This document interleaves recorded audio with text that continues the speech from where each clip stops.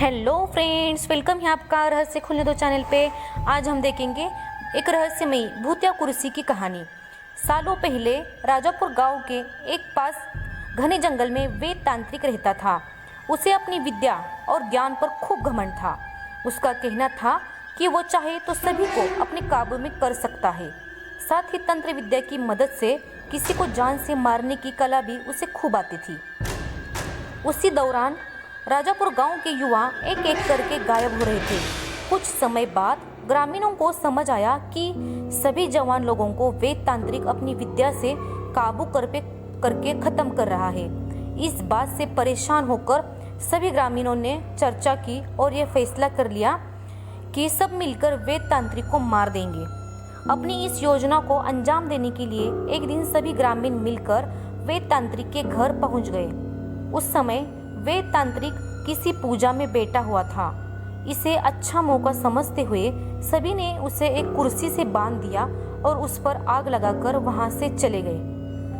ग्रामीणों के मन में हुआ कि वेद तांत्रिक उसी आग की लपटों में झुलस जाएगा और उससे उनका पीछा छूटेगा। हुआ भी कुछ ऐसा ही।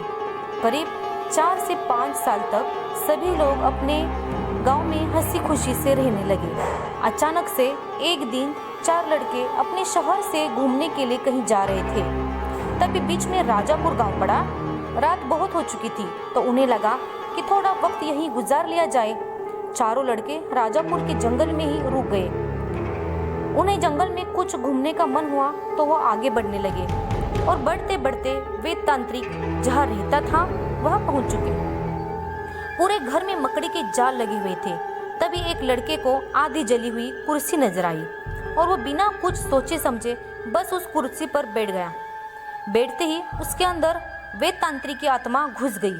अब तक लड़का जोर जोर से चिल्ला कर कहने लगा कि अब मैं सबसे बदला लूंगा, पूरे गांव में आग लगा दूंगा, सबको जला दूंगा।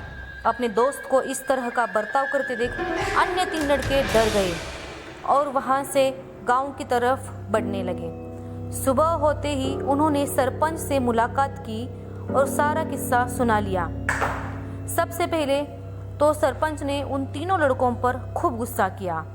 उन्होंने पूछा कि तुम लोगों को किसने कहा था वहां जाने के लिए। सरपंच को गुस्सा करते देख लड़कों ने कहा कि आप हमें माफ कर दीजिए, लेकिन हमें अपने दोस्त को बचाना है। हमें कुछ तरकीब बताइए। थोड़ी देर सोचने के बाद सरपंच ने कहा, अगर वो लड़का कुर्सी से उठता है और अगर खुद को आग लगा लेता है तो शायद तांत्रिक की आत्मा उसे छोड़ दे।